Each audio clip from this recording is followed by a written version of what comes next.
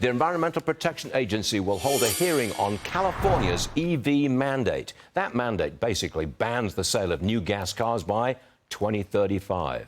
Climate guy Mark Morano is with us this morning. Mark, a contrarian question. We hear that last year, 2023, was the hottest year ever on record. So what's wrong with banning gas-powered cars by 2035?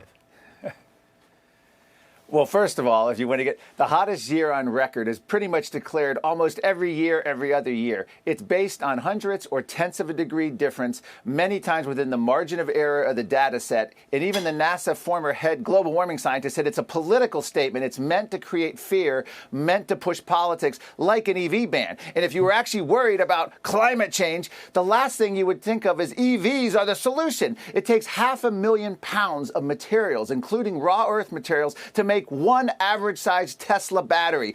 EVs dig the earth, and not in a groovy 1970s Brady Bunch way, Stewart, but I mean they dig the earth deeply with emissions, with environmental standards, and we're farmed all of that out to the countries with the worst human rights and environmental standards. China, and of course Chinese-owned factories in Africa with underage kids. So even if you're concerned about global warming, EVs aren't the answer. But if they accept California's mandate, that rapidly becomes a national mandate, doesn't it? It'll be adopted by all the other states, almost inevitably. That would mean this country will ban gas cars by 2035. I mean, do you really see that happening? Well, I see a major collision coming and a battle. Here, I worked when I was in the United States Senate Environment Public Works Committee as a staffer, not a senator. We dealt with this California waiver. The Trump administration dealt with this. It's back again. What this basically says is California is going to be granted the right to set federal vehicle transportation policy. That's what this is. That's what the California waiver is in layman's term, is we're going to let Governor Gavin Newsom dictate the future of gas-powered cars. This has to be stopped. It's unlawful. We need to have consumers make this choice. The whole idea, I think, was the Honda EV concept you just showed. We should be excited about new technology, but instead people are like, wait a minute, they're banning the competition. If these EVs are so great, why do you ban the competition? Same is true with solar and wind. Why do we ban coal, oil, gas, restrict it, ration it in order to have the winner, which is politically selected? And that's the bottom line, is consumer choice and what makes sense logically. And this doesn't make sense logically, even when you look at it from a climate-obsessed way. Related story. The administration has announced a $1 billion plan to provide green school buses to districts across the country. Yes. Okay, you're laughing. So you don't think it's a good investment?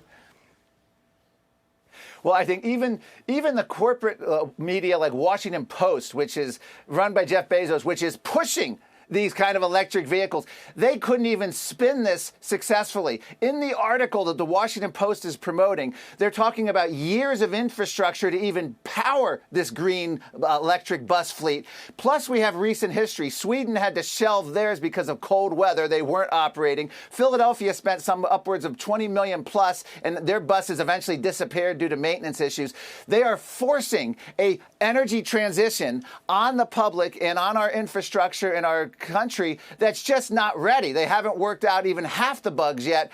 This is just another example. And it's due to this Inflation Reduction Act, which will pump out billions of dollars in federal mandate subsidies for decades into the future, unlike Obama's stimulus, which expired after a few years. So everything looks successful initially when you have all the startups. Wow, look at this, record profits, investors, green money coming in. It's because it's the illusion of prosperity from the government selecting these winners and losers. Electric buses aren't going to do, but the only thing electric buses will do is make virtual learning come back for students, as they won't be able to get to school. And then once the buses collapse the grid, virtual learning won't even exist because they'll have a blackout.